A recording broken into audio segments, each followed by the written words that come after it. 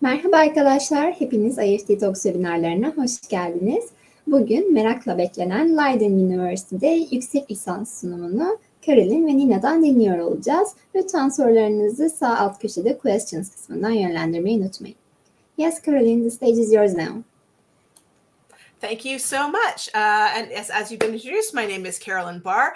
I work for the university, Leiden University, here in the Netherlands, and I work with all the incoming international students from all around the world. And I'm joined today by my student assistant. Nina, would you like to introduce yourself a bit further? Yes. Hello, guys. My name is Nina. I'm a master's student at Leiden University, and I'm studying the specialization in colonial and global history.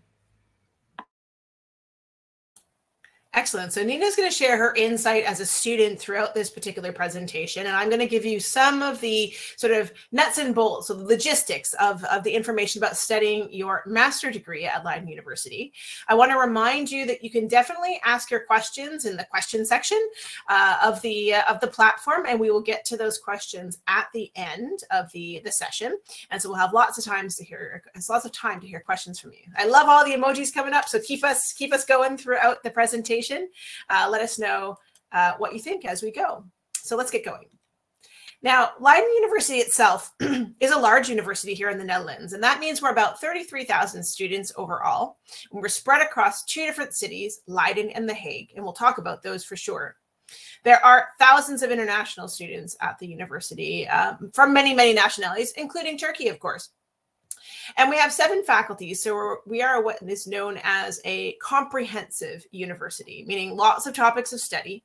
And I'll give a brief overview of that, of course, but we can't go into every single program that Leiden offers. Now, there's 80 programs that are taught at the master level, and there's just over 200 specializations. So probably almost anything that you're looking to study will be on offer at Leiden University, though I will say that we are not technically a business school or an engineering school, but there are other options for you perhaps at the university. Now, when I talk to students around the world, and when I talk to Nina and all my other student assistants as well, I always ask them, why did you choose Leiden in the end? And I think there's lots and lots of reasons for that, but the first 2 that always pop up are the history and reputation of the university. And the research that you're going to be able to do in the program that you're going to be studying. So the unique programs and the expertise that are here at Leiden University are quite important in terms of what students are looking for. Now, the student experience is quite key to this as well. So Nina's going to tell us all about sort of academic culture and student life. We'll talk about the cities themselves and sort of coming to the Netherlands as a whole as well, because that's all a part of that student experience. But I will tell you a bit about the student support and the cost of attendance as well, because these things are important when students are making their decisions overall. And I did want to tackle a little bit of this before we get into sort of Nina's perspective, because the history and reputation of the university are something that we take a lot of pride in here at Leiden University as well. We're almost 4.5 centuries old. So we were founded in 1575. So along with that, 445 years, there's of course, quite a lot of tradition and prestige that go along with that, with those numbers of years. That means there's Nobel laureates, Spinoza Prize winners, many other types of prize winners. There's notable alumni. For example, our current king, Willem Alexander, is an alumni of Leiden University. Our current prime minister, Mark Rutte, is also an alum. World famous DJ Armin van Buuren is also an alum of our Leiden Law School, believe it or not. Many people have, of course, taught and researched at the university over time. Even Albert Einstein was a teacher here at Leiden University and did research here back in the early part of the 1900s as well. And the motto of our school is Bastion of Freedom. And that means that we're really looking for students to express their opinion, to have the freedom of research, and to be able to really bring that to the table at the university. So that is part of our reputation of having that sense of freedom on our campus. Now, we are a top 100 ranked institution in terms of international world university rankings. So other universities and employers around the world are very well aware of the level of the university and the quality of the education that we offer. So that should give you a little bit of peace of mind as well in terms of your degree being recognized and portable. And then, of course, that comes down to also our unique programs and impactful research, because that all will lead to our rankings and our reputation in this area. So the research is important. And so I wanted to bring your attention to sort of the areas of research at the university, because they're all connected to the master programs that we have on offer at a very high level. So we have main 5 groupings of research at the university. So you'll see them here listed as the fundamentals of science. So looking at all the natural sciences, our life sciences would also be a part here. Health and well-being is something that's covered. Law, politics, and administration. Languages, cultures, and societies. These are the 4 big overarching areas of research at the university. And there is an overarching theme of artificial intelligence as well. And I'm not going to go into each of these portfolios, but I would say if you're interested to learn more about the research that's going on at the university that might pertain to your programs, to definitely take a look at our research dossiers on our website. And these dossiers really speak to the areas of expertise. So you may have mentioned or noticed that I said 80 programs. There's a lot of programs on offer at the university. About 76 of them are taught in English. And they're in many, many different areas across our 7 faculties. So you'll see things like archaeology here. We're actually a top 10 faculty of archaeology around the world. You'll see humanities. So our area studies, which deal with language, culture, history, art and culture, these kinds of areas, linguistics, the study of languages and how they sort of make us human and how we document them. You'll see sort of many other humanities in this area, whether it's art history and so forth as well. Our behavioral and social sciences are very popular. So things like psychology, things like cultural anthropology, also international relations and diplomacy would fall into this kind of category. Our governance and global affairs faculty has many programs in governance and public policy, politics and global affairs will be under this particular umbrella as well. We have Leiden Law School, which is world renowned for their programs, and they offer all sorts of masters in law, but also advanced masters in law for currently practicing lawyers to go more deeply into particular areas of the law. And of course, we have our sciences, so things like biopharmaceutical sciences, computer science, fundamental sciences. All of these programs are taught in English that I'm talking about. So these are, you'll be able to find, well over 75 programs taught in English, and the majority of those specializations will be also taught in English. So lots of opportunities. We do have faculty of medicine, but they'll be focusing more on biomedical studies for the most part, or population health management, for example. Because the actual Master of Medicine is taught in Dutch, but all the other programs that I'm talking about today are taught in English. So lots and lots of opportunities to study. So what I would suggest is that you take a look at what your bachelor has been in, so your academic background, and what you can study at a master level will then have to be very related, if not the same topic of study as your bachelor program. And you can check our website in order to see if we have something on offer or a specialization that really sort of speaks to you overall. Now, I think once you find a program that actually, fits your academic background and your academic aspirations, Leiden University offers a unique student experience in the master programs. And so between Nina and I, we're going to actually go through a bit about the academic culture and student life, the Dutch experience itself, and the support that you'll get on campus. So I'll talk a little bit about admissions as well at that point. But I kind of want to give the floor a little bit to Nina in the sense that the academic culture at Leiden University is, maybe different than it is in other countries. And so that means it's very student-centered, very interactive, tends to be non-hierarchical, and you do get support in your programs. So I'm going to pose a few questions to you, Nina, here. Maybe you can tell us a little bit about your experience in your particular program in terms of, how do you feel that it's maybe student-centered or interactive? Yes, of course. I found in my master's degree, obviously, we're in the history department. So there's a lot of discussions that we do within class. And the professors, as well as my peers, they really create a very safe space to bring up your opinions or your perspective, because obviously we're coming from all over the world. Me, myself, I'm half Malaysian, half Danish, and I've been living here for the past couple of years. But still entering into a master space from bachelor's can be a very different experience. But your professors will always be there to support you, but they do really want you to kind of take the reins in the sense of telling them what you're interested in, what you're passionate about, and what fields you kind of want to go into in research.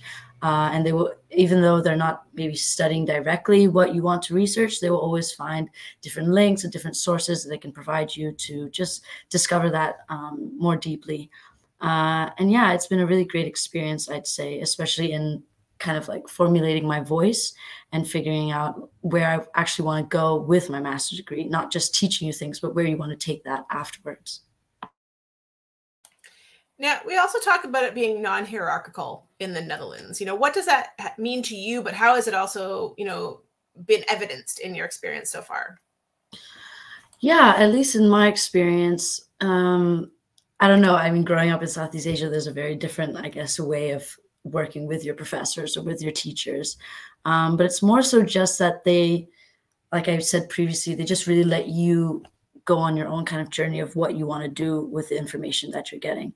And you can contact them through their their email from the university at any time, and they'll get back to you. And you can even ask to have meetings with them, so you can personally ask them about it. And in the history department, we usually have much smaller class groups. So it's really easy to then be able to kind of build a rapport with your professor. I always like to have my professor know who I am, just so that they can really understand where I'm coming from when I do write my papers and my assignments, which helps them to then really critique you better. Of course, constructive criticism. But that's kind of been the experience that I've had with my professors.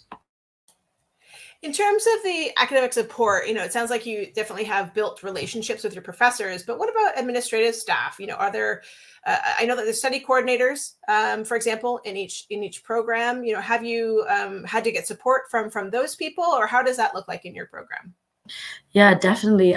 Because for our thesis, which you write in the second semester, if you're doing a one-year program like myself, you need to find a supervisor to help you during your thesis process. And because I was new to Leiden, I didn't really know a lot of professors, only the ones that I had a few classes with. So I got into contact with my study advisor and kind of asked him, like, these are my ideas. Who do you think would best fit me? Because it was very important to me that I had a supervisor that I could really understand where I was coming from with the themes that I wanted to talk about. And my study advisor got back to me really quick, and he gave me a list of different professors that I could talk to and their contact details. So there's a great amount of support that is also given from your professors, but also from the study advisors, who kind of can give an overview of the whole program rather than specificities within it. Yeah, and I think the study advisors or program coordinators are quite important at the master level, so that if you, when you're looking, for you in the audience, when you're looking at programs, if you can't find the details that you're looking for on the website about the content of the program, the details in that kind of sense, those program coordinators and study advisors are there on the website per program to help answer your questions and have discussions as well. So that, right from the very beginning, they are a wonderful resource. And I, the reason I was asking Nina the questions about that relationship with professors is because I know from region to region around the world, it can change. And in the Netherlands, having to debate with your professors or having big discussions with them and being an active part of the education can sometimes be something that's different. Overall in a classroom. And I don't know if this is the case for you in your classes actually, do you feel that there's maybe people from other regions of the world that have had adjustments to make because of that kind of style of teaching? Yeah, I definitely think so. Not to a very large degree, but I guess it's just a difference of cultures, a difference of how you're kind of approaching the situation. But I did find through the semester or the first semester, you can also see your peers slowly grow in themselves as students, because they, like I said, they really leave you the floor to come up with your own opinions and your own strategies, of course, with their support.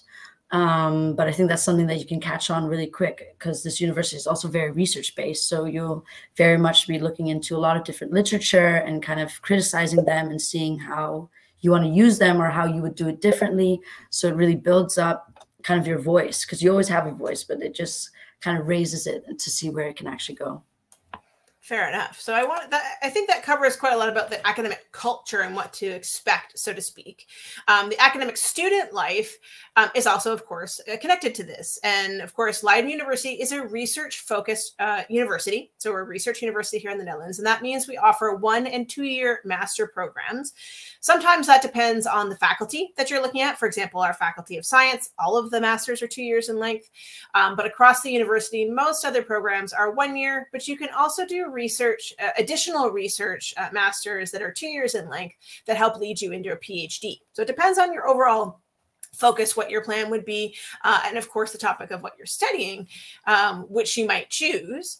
But there's other aspects of academic student life that are important to talk about. We started talking a little bit about the thesis, but maybe Nina, you can tell us a little bit about what a typical week would have looked like in your first block, and maybe what a typical week looks like now that you're in your thesis. Well, in my first semester, at least in the master's program for the history department, we had a literature seminar and a research seminar. And one of them, we had to do the research seminar, we had to do a big assignment at the end. But with the literature seminars, we kind of had to hand an assignment every week. But these were very small assignments that were done through reading a bunch of literature that we were provided by our professor and then discussing it in class. So I'd say we had maybe 2 to 3 classes per week. And this would also include where we had breakout rooms where we had to do group work.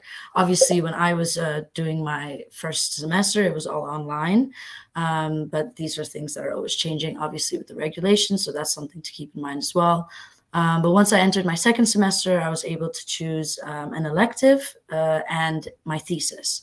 And I chose to do 2 electives of 5 EC because they have to be a total of 10 EC in the first block, and then to focus entirely on my thesis in the second block. And it might sound in a 1-year program that there's not enough time per se to write your thesis, but in the first semester, we did get a thesis seminar where we were encouraged to already start thinking about topics and what supervisors we would want to talk to and where we could get primary resources and all these kind of things. So it's not like the thesis just comes out of nowhere in the second semester. You will be fully prepared for it and have professors and your peers to talk it through.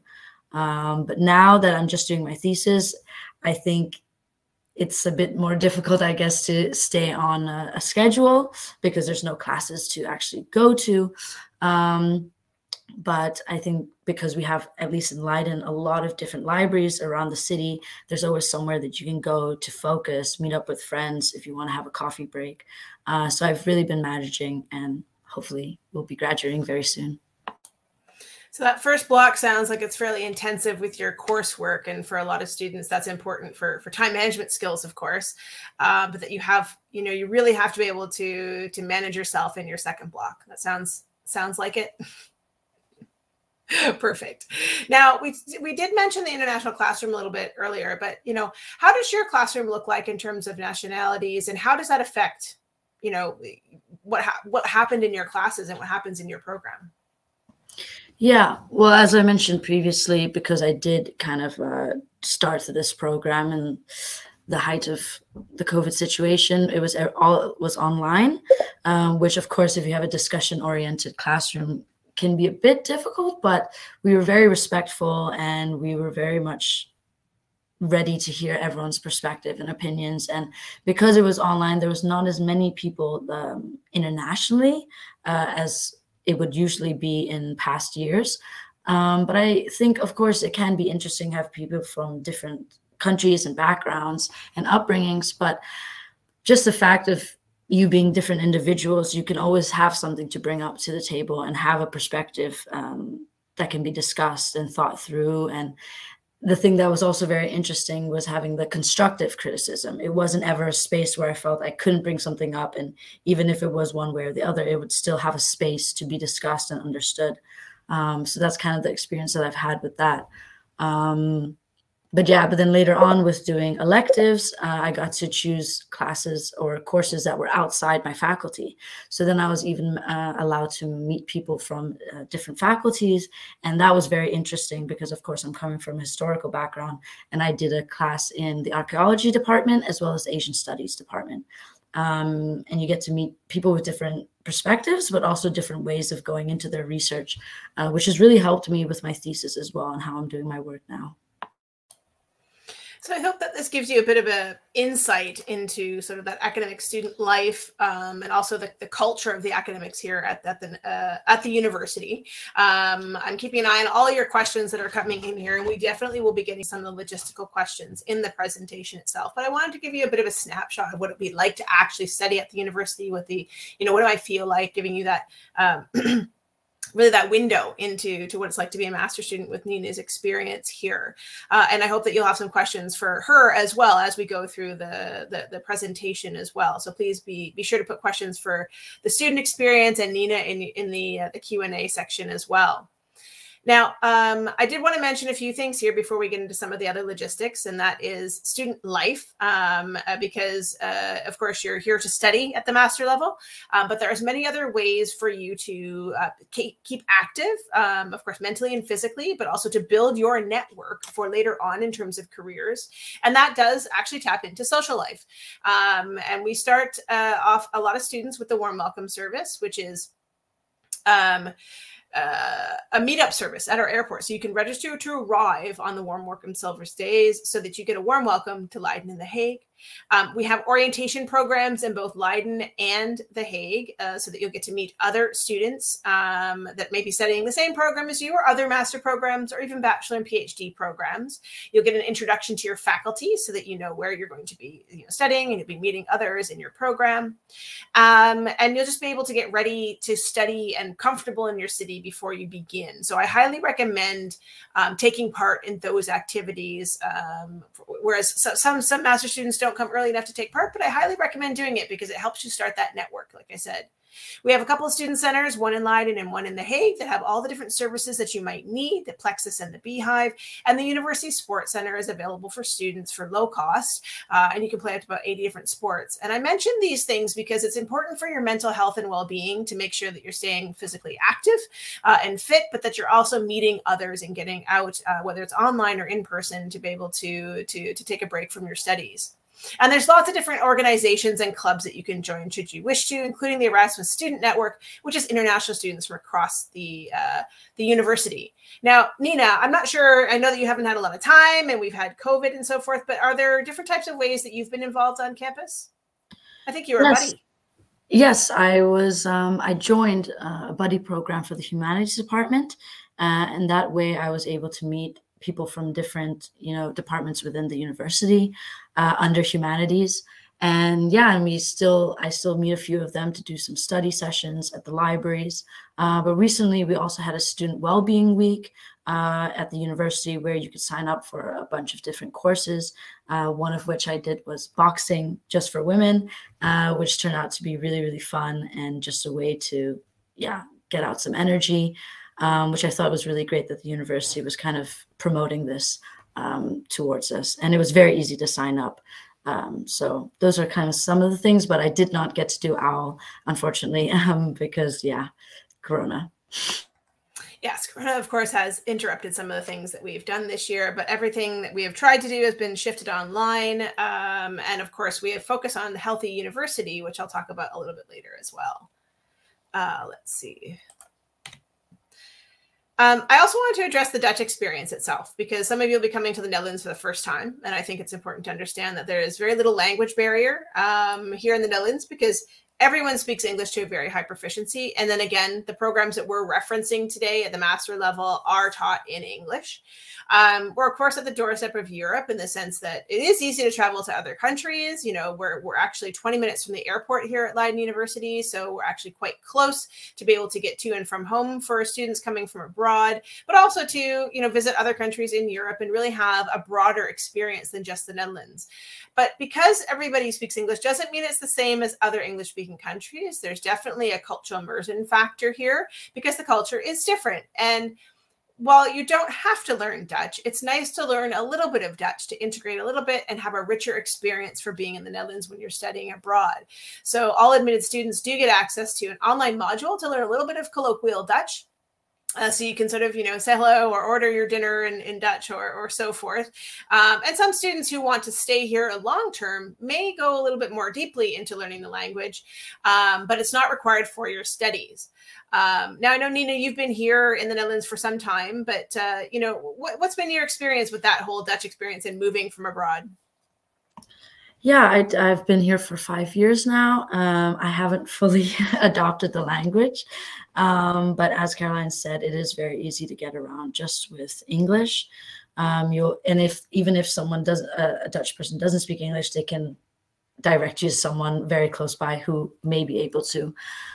So in that sense, yes, there is no language barrier, and you can travel with the train. We have an NS train system here, which you can get a OV chip card. These are travel cards in the Netherlands that can help with going around and, yeah, going further through in Europe. The culture immersion, yeah, I've seen a few things. I think one of my favorite things about the Netherlands is food related, in the sense of when winter comes or when the colder months comes, there's a very delicious treat called oilebolen.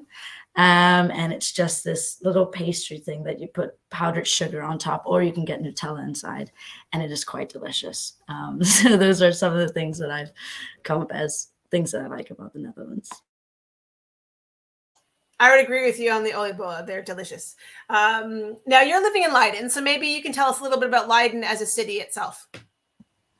Yeah, so that was kind of the reason why I wanted to come to Leiden University, it being the oldest university in the Netherlands. And obviously when you come here, you can really feel that in the old kind of architecture that it still has, the small canals all around. It's really a personification of what a Dutch city is. And there's really nice parks in between, like next to our law library, which is actually down the road from where I am staying. It has a very beautiful little park in front of it where you can take your breaks, because obviously you don't want to be in the libraries a full day. You need to go out and see some nature every now and then, which you can really get here. But it is a very small, quaint city. I would describe it, or as my friends have described it, it's kind of like a fairy tale town in the sense. The Hague differs in the sense it's more business, city, district feel to it. But Leiden is a very nice small town. It's very much a student city as well. I mean, it's that medieval feel. It's definitely students everywhere. So I really do enjoy that. And I'll tell a little bit about The Hague, because that's where a number of our programs are taught as well. So programs are split across the cities. You'll be in one city or the other generally when you're living and learning at the university. And The Hague is the International City of Peace, Justice, and Security. So all the programs that might have something to do with that theme are located in The Hague. And it is very much a young professional city. It's where the government is located. It's where the king lives and works. It's where the NGOs, the embassies, the consulates are located. The International Criminal Courts are there, NATO, the Organization for the Prevention of Chemical Weapons, these kinds of organizations. And it's very much a multicultural hub, much bigger than Leiden, but it has many lovely neighborhoods as well. And they're 20 minutes from the beach as we are, but they have a very handy tram that can take you out there. So a lot of students do actually live out near the beach. So that's the sort of locations of the university overall. And we've talked about support through the entire situation here. And I do want to hopefully answer some of the questions that you have as I go through this slide and the next couple of slides. The International Study Line is here to begin with, and that's people like myself and Nina. When you have questions, you can email us anytime. We're going to answer questions here in the session as well. The admissions office, we have different application and admissions sessions in our open days. So you can definitely attend our open days to learn more about sort of details about the actual application process, but I'll give you some details in a moment. The visa and residence permits also go through the admissions office. So when you require a visa or a residence permit, that will occur when you apply to the university. The admissions office will contact you with the details of what you need to provide in order to apply for that, and then they'll apply on your behalf. Generally, you need to show proof of financial solvency, which is 11,100 euros per year for the Dutch immigration authorities, but the details of that will be taken care of with you and the admissions office. You do not have to do that on your own. And there's student advisors in your programs, as we talked about, but there's also university-wide support. If you have a learning or a functional challenge, we have the Fenestra Center. We have our career services that can assist you. So there's been some questions about sort of working and so forth. And of course, you can work part-time during your studies should you wish to. Non-EU citizens have a strict limit of 16 hours per week if you're looking to work while you study. If you're looking to work after your studies, it is possible to stay in the Netherlands and work for 1 year after your master program. You have 1 year to sort of look for a job. And if you find a job within that year that meets the criteria, then you're allowed to stay and live and work in the Netherlands. It's called the orientation year. So it's absolutely possible. And the career services can advise you on that year overall. And let you know what to expect in that kind of aspect. So for those of you who are looking at, questions of, can I stay? Can I work? These kinds of things, it's absolutely possible. And the housing office is there as well. We have a housing officer. And again, they have presentations during our open days, and you can access those online. And housing at Leiden University is the responsibility of the student. So you do have to look for housing on your own.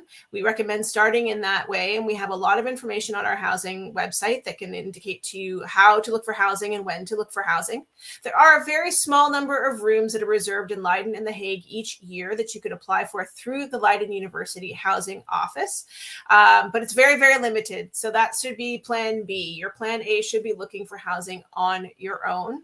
And living expenses range quite drastically depending on your lifestyle, but generally between 800 and 1,200 euros per month should cover living in either Leiden or The Hague. Your rent, your food, your insurance, social life, a bit of travel, those kinds of expenses should all be included in that. The difference between 800 and 1,200 or anywhere in between will be the type of accommodation you secure. The lower amounts would be for sharing facilities with others. The higher amounts would be more for studio accommodations overall. So there's buildings with lots of international students in them. There are also private landlords, but the universities do not own housing in the Netherlands. So you will be responsible for finding that on your own. And last but not least, I did want to say something about the Healthy University because we have a big importance on physical and mental health at the university. So we have lots of ways to keep connected online and to have tips and tricks on staying healthy at home and healthy in school through the Healthy University and a number of initiatives throughout the year. So we do want to support students in that way as well. Now, there's been a number of questions also about the cost of attendance. And that is something that, of course, is very important and is actually very attractive for a lot of students who are coming to the Netherlands.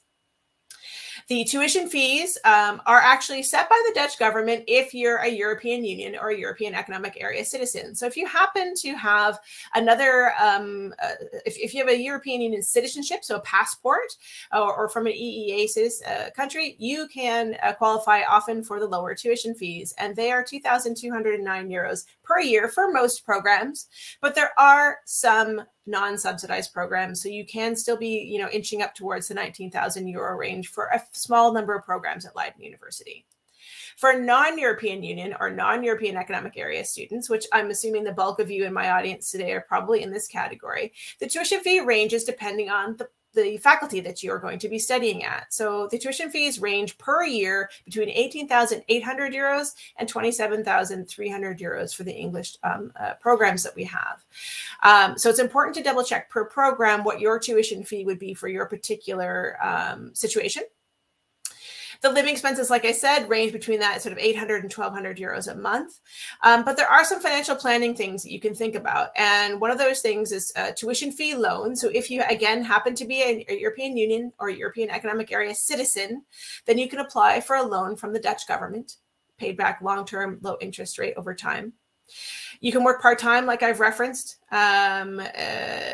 Maximum for non-EU students is 16 hours a week, like I said. So it could just be for sort of part-time, like Nina's working with me in the office, for example.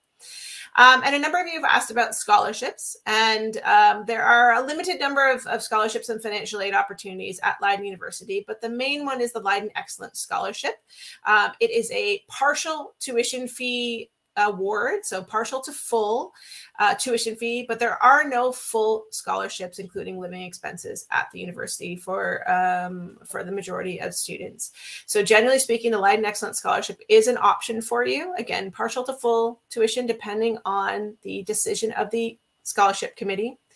It is a highly competitive scholarship, and it is based on academic excellence. So if you're in the top 10% of your class, I would say you could consider applying for this. But there are hundreds of applicants every year for this scholarship. So it's something that I would say you can't rely on for your studies, but you could apply if you feel you're an academically excellent student. Otherwise, you'll need to look, of course, at your own financial means, certainly. Look internally to see if there are any loan or scholarship schemes that you could apply for in Turkey or the country that you're living in, for example. So I think those things are important. And realize that the deadlines for scholarship are much earlier than the deadlines for the actual programs that you might be applying to. So double check and inventory that, so to speak. So I think that that's important to realize as well. And I've mentioned the orientation year already in terms of work, where you can stay and work and live in the Netherlands for a year after your master, and hopefully leading into being allowed to stay here long-term and work in the job that you have found. Now, we've had some questions also about eligibility. So I did want to mention this as well, of course. Are you eligible? And unfortunately, there's no one set answer I can give you, but I can give you a very good guideline today. And every program has their own program-specific requirements. That means you need to compare your academic background to the credentials that are listed on the program site. So for example, if you're looking to apply to a master in law and you have not done a bachelor of law, your undergraduate level, it's unlikely you would qualify to study law at Leiden Law School. The same would be if you're maybe studying physics or looking to do a physics master. If you don't have a physics bachelor, the chances are that you will not qualify. However, those programs and all the programs will list what is required on their program website. So it's very important to double check those requirements against your academic background. That's the most important piece, is your academic background.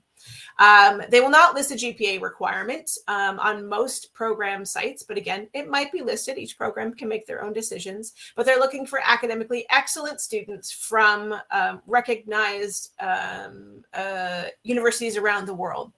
So if you're studying at a reputed university and you're doing very well, then you would be a good candidate to apply to the program that matches your academic background. Some programs are more selective than others, and those programs will indicate, if there's a cap on the program, if there is a grade requirement. So you do, again, have to inventory this per program. And you will have to apply to find out. So there's no way to find out ahead of time if you're admissible to a program. The admissions office has to assess all of your information that you apply with, and the program will have to assess your fit with the program itself. And this process can take usually between 6 and 8 weeks after you apply. If you wait till a deadline, then it might take a little bit longer as well, because sometimes everyone waits to the deadlines. But you will have to check per program what those requirements are for you. Now, deadlines do range as well. Deadlines for application depend on when you're going to be starting. And we have 2 intakes, one in September, one in February for most programs. The application deadline for non-EU citizens is April 1st for September, and it's October 15th for the February intake. Now, this is subject to change, so it is also important to check each year, but it normally is that time frame. So you do have to be thinking ahead. But you can choose between the 2 start dates if your program offers that. And the majority of programs do offer 2 starts per year. The exception will be some of the law programs. Certainly the advanced law programs generally start in September and have 1 start date per year. So it's important to double check that per program as well. And because we have 80 programs, that's why I can't go into specific details about each one today. Now, after today, and we're going to go through some questions in just a moment. After today, there's lots of different channels and lots of different resources to help you find the right program for yourself at Leiden University. I would say head to our website very specifically to search the programs and the specializations, because often a program will have many specializations that you'll have to choose between, and they can be very specific to see if Leiden offers the expertise that you're looking for at the master level.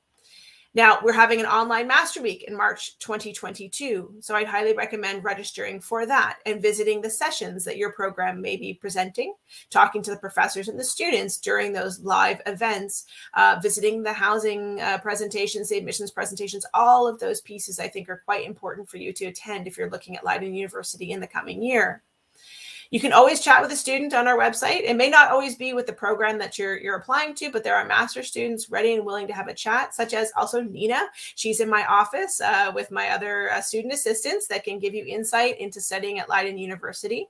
And like I said, the study coordinators and advisors of the programs can give you more in-depth information about the content of the program. And of course, there's some normal things that we have on our website in terms of the channels. You can do virtual tours. So if you cannot come to the Netherlands to see us, then you can visit your faculty and the city of your choice online. You can find us on social media, of course, with all the blogs and vlogs and so forth. So all those normal channels. And the study at leidenuniv.nl email address that's on the page here is Nina's email address, along with my other student assistants. So you can always email us there for questions. And with that, I am actually going to start taking a look at the questions that we have in the question section. So if you still have a question that you'd like answered, please feel welcome to enter it here. And I'm just going to scroll through. I've answered a couple of them in typing, so double check if you've asked me a question overall. We had a couple of questions about nutrition and dietetics, and we do not offer this as a topic of study. You can look to Maastricht University and Wageningen University in the Netherlands to find programs in these particular areas. In terms of the tuition fees, hopefully we covered that a little bit on the slide previous. So really ranging between about 19 and 27,000 euros, depending on the faculty that you are looking for. And that's per year. Most programs are 1 year in length. Some are 2 years. And that means that you're paying, each year for that tuition fee if you have a 2-year program. We went over some of the deadlines as well. So just a reminder, April 1st for the September intake and October 15th for the February intakes overall. And for the specific application dates and conditions, you'll have to check per program on our website. So I think that's important to double check again and to reiterate here overall. We covered a bit of the scholarship information, but the Leiden Excellence Scholarship is something you could consider if you're an excellent student, like in the top 10% of your class. It is a partial to full tuition fee award, but it is not for full living expenses. So generally speaking, to study at Leiden University, you will have to be able to fund partial to full tuition and living expenses for yourself overall. We had a question about, is it possible to get the language proficiency after being accepted to the master's? Currently, you are allowed to apply without an English proficiency test exam, but you do need to provide it before starting your program. This is subject to change, and there's a discussion at this moment that it may be required at the time of your application. So my suggestion to you would be to arrange to have your English proficiency testing done and ready before you apply, if possible, but to double check with the program if you're able to send it in later. So you can check our website as the deadlines do come up. But it is required before you start your program at the very minimum. So arrange for that in enough time as well. Let's see here. And we do have another question about a minimum GPA. There's a couple of students who have asked about that. And if there's a minimum requirement that the program chooses to list, it will be on their website. The majority do not. They're looking for academically excellent students in general from good universities around the world. Any other information that you might want to include in your application, you can do.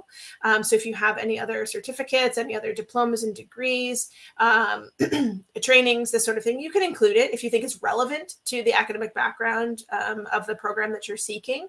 Unfortunately, only having work experience is not enough. You will have to have a bachelor in the area that you want to study, your master in general. And there may be other things that the university will require. So the program may list that they want, letters of recommendation. Maybe they'll want a letter of motivation from you. Maybe there will be other activities or tasks to finish to include in your application form. So it's important to double check well in advance of the deadlines what you may need to do to apply to your particular program. It can range across the 80 programs. So that's why you'll have to inventory per program.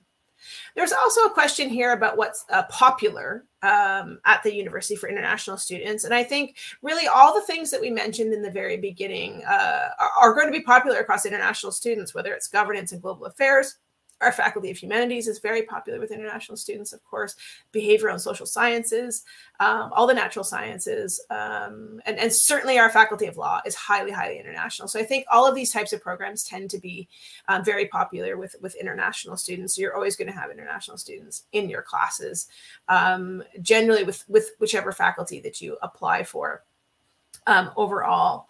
So I want to keep it, we're almost at time here, but I'm curious if anybody has any questions for Nina about the student experience or how she experiences academics here at the university. Please type in there if you have any last questions. Please let us know also in the chat. We're happy to try and help you here. And while we wait for that, Nina, I'm not sure, did we miss anything that you think, you would want to add to our presentation today? Yeah, maybe on the topic of healthy university, I can at least mention for myself during a period where, I was not doing so well mentally and I couldn't keep up with some of my work. I just chose to be honest with my professors and kind of just let them know of the situation at hand. Obviously, that the work was to be done and, kind of talk through what could be done with it with a deadline and all these and workload and such. So I just recommend being honest and just transparent with your professors, because at the end of the day, they do want the best for you and they do want you to do your best in whatever work that you do within the framework of the program. So that's all I can really say, that I've had a very good conversations with my professors when I needed that help or extra help. Excellent. Now I've put in the chat the link to our website for all the master information, and there you can find the listing of master programs and do some searching and see, what you're maybe perhaps looking for overall. Any last questions? I would say please put them in here, and we'll definitely make sure that we answer them before the end. I'm just going to put one more link here to our scholarships section. All of you who are looking for scholarships. So I'm just putting that in the chat right now as well. That gives you listings to our scholarships pages. So you can look and see if any of the other scholarships other than the Leiden Excellence Scholarship pertain to your situation as well. So please feel welcome to utilize that. And of course, I'm going to put our email address here so you can contact us after today and talk to Nina or myself or my other student assistants as well. Just need one double check here. I think we're done with the questions. So maybe Zeynep, I think that we can probably wrap up. Yes, thank you very much for the great presentation, Caroline and Nina. And thank you for your answers. You covered all of the questions. We believe it was a really informative webinar for the attendees. All right. So thank you, everyone. See you shared your contact information in the chat box too. So if they have any other additional questions, they can contact you directly. Absolutely. And everyone, you're most welcome. Thank you for joining and spending your time with us today. Also, I would like to thank participants in Turkish as well. Katıldığınız için teşekkür ederiz arkadaşlar. Leiden University ile ilgili diğer sorularınız için chat kısmında paylaşılmış olan mail adresinden Caroline'e ulaşabilirsiniz. Umarım sizin için de faydalı bir webinar olmuştur. Ayrıca sizi 6'daki webinarımıza davet etmek istemiyoruz. Çünkü yarın devam edeceğiz. Thank you again, you guys. It was a pleasure to have you in IEFT Talks. Thank you very much. Bye-bye, everyone.